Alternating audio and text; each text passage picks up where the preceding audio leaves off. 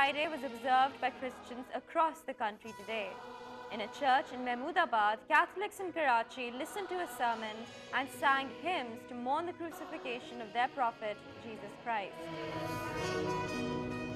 और आज के दिन हम यीशु मसीह के वो लम्हात को देखते हैं जब वो सूली पर चढ़ाया जाता है। वो 3 दिन बाद यानी इतवार के रोज़ फिर जी उठते हैं और हम उस वक्त को, उस 3 दिन के बाद जागने को ईस्टर मनाते हैं। हमारा ये ईमान है कि खुदावंद यीशु मसीह हमारे साथ अब भी है, वो मरा नहीं बल्कि हमेशा तक जिंदा रहेगा। About 1,000 people attended the ceremonies in 2 churches in the area, but there was only 1 policeman posted there for security. It is Good Friday and we don't have any security and we are measuring ourselves.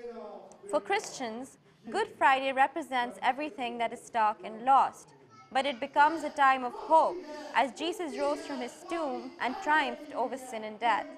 Despite what happened on Good Friday, Easter is a time of hope for Christians.